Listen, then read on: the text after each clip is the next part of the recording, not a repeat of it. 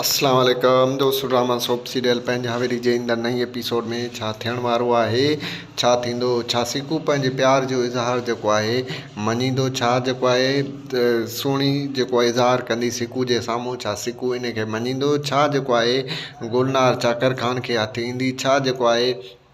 चाकर ख़ान रूंडे जे चवण ते सॼे ॻोठ वारनि खां क़ुर खणाईंदो, छा सांवल पंहिंजे भाउ जे कातिलनि खे ॻोल्हण में कामयाबु थी वेंदो, छा हसीना बेगम जे बारे में चाकर ख़ान खे हक़ीक़त जी ख़बर पइजी वेंदी, छा जेको आहे हसीना बेगम जो कयल खून जेको आहे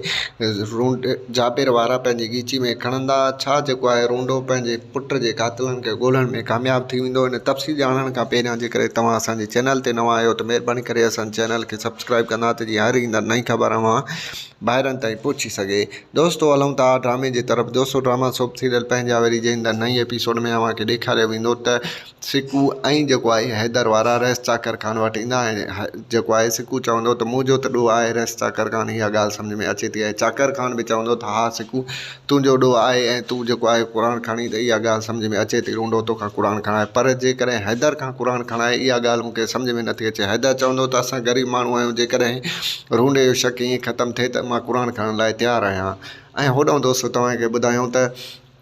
हसीना बेगम जाबिर वारनि वटि ईंदी ऐं जाबिर वारनि खे चवंदी त जाबिर मां चाहियां थी त इहो खून तूं पंहिंजी ॻीची में खण। जाबिर चवंदो त तूं वॾी सियाणी आहीं, तूं पंहिंजे जेको आहे कयल खून असांजी ॻीची में हणी करे ऐं असांखे फासाइण थी चाहीं ऐं असांखे ख़तमु कराइण थी चाहीं। ऐं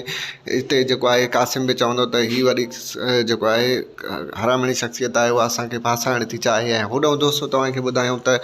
रूंडो जेको आहे सॼे पाड़े वारनि खां क़ुर खणाईंदो ऐं सॼो ॻोठ क़ुर खणंदो ऐं पोइ जेको आहे